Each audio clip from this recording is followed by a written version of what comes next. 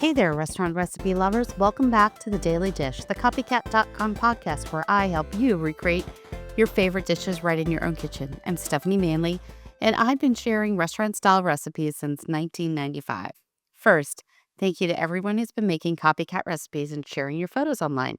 Your support and creativity keep this community going strong. As always, you can find today's recipe at copycat.com, and I've included a direct link in the show notes so you can follow along with all the measurements and cooking tips.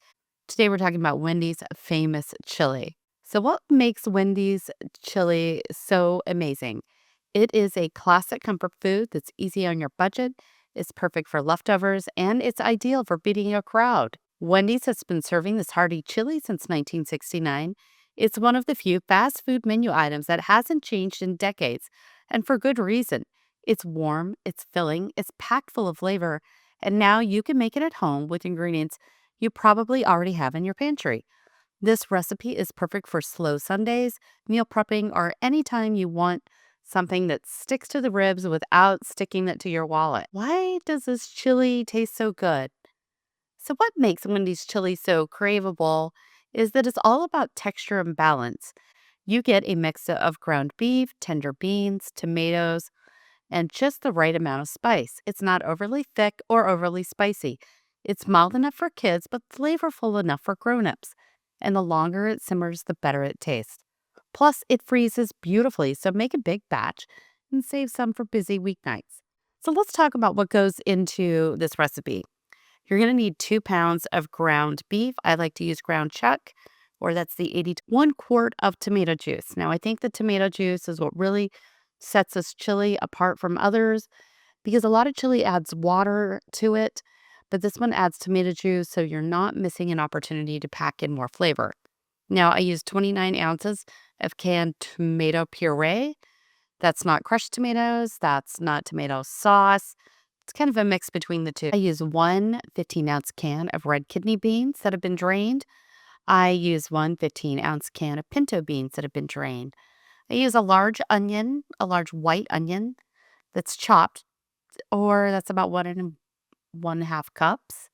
A half a cup of diced celery, a quarter cup of diced green bell pepper, a quarter cup of chili powder.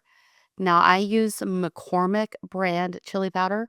That's the kind that's available to most. I know some people like some local variants, but McCormick is what I use for this recipe. Teaspoon of cumin, 1.5 teaspoons of garlic powder, a teaspoon of salt, a half a teaspoon of ground black pepper, a half a teaspoon of oregano, just a half a teaspoon of sugar that helps with the acidity of the tomatoes, and 1/8 teaspoon of cayenne pepper. So how do you make this? Now you're going to start by browning the ground beef in a very large skillet over medium heat. Once it's fully cooked, drain out the excess grease, and then you're basically just going to combine everything else into the pot and stir well. And then it's pretty easy from there. You're just going to cook and simmer. If you're using a large pot on the stove, I like to simmer this for about 45 minutes.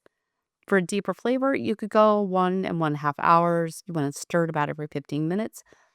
If you're using a slow cooker, once you cook the beef and stir everything together, you can put it in a slow cooker and cook it on low for about 4 hours. And that's it. That's all there is to Wendy's chili. So you can see it's really easy to make.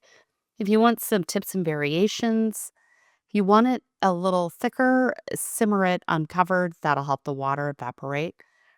I would do that for the last 15 minutes. If you want it spicier, you can definitely add more cayenne pepper, or you could put some chopped jalapenos in it. It's completely up to you. If you want it vegetarian, you could use the textured soy protein little granules that you can buy at places, or you could skip that and just add more beans. Completely up to you. Some people like to add a little bit of corn to this as well to help bulk it up. Now, questions that people always have: does this taste like the Wendy's version? Yes, it's pretty close. Now, Wendy's, as we all know, fries their hamburger patties continually, right? And they use the leftover hamburger patties for like, they can't make as many burgers as patties that they fried up. They will chop that up and put that into the chili. Now, we're not obviously starting this way. We're starting with just straight up ground beef that we brown. You could fry up the meat like a hamburger patty if you want and then chop it up. Completely up to you. But that is the difference in the recipe. But I do feel it tastes pretty close. This recipe's actually been on the blog for at least 29 years, and most people really enjoy it. Now, people want to know, how do you store it? How do you reheat it? Now, I tend to let the chili cool to room temperature before I transfer it into airtight containers. Then you can put it in the refrigerator. It'll last for up to 4 days. For longer storage, freeze in freezer safe containers, or you can put it in a vacuum sealed bag. I love my vacuum sealer. And you can freeze that up to about 3 months. Completely up to you. To reheat frozen chili, you're just going to let it thaw overnight in the fridge if it's frozen. And then I like to actually heat this up on the stovetop in a pot, kind of over a low to medium low heat. I prefer that over the microwave. You can use a microwave if you like, but I think that soup heats more uniformly if it's done on the stovetop. Now, what could you top your chili with? You could top it with sour cream, cheddar cheese, um, taco chips, or corn chips. You could top it with some green onions. My favorite is a dash or two of Tabasco's chipotle sauce. I think that stuff is the bomb on everything. I always have a bottle or two of that in the kitchen. But you really top this with anything you like. Now, you can make the Wendy's taco salad with this recipe. You're going to just need to make a salad, heat up the chili, and then pour it over the greens. That's quite delicious. Definitely would recommend that. But you know what, folks? That is all that I have for today for Wendy's chili. So if you are looking for a cozy, crowd pleasing recipe that won't break the bank, Wendy's chili is your answer. It's filling, it's flexible, and it's full of flavor. Find the full written recipe at copycat.com or click in the link in the show notes. And until next time, I'm Stephanie Manley, helping you bring the restaurant experience home. Why go out when you can make it at home?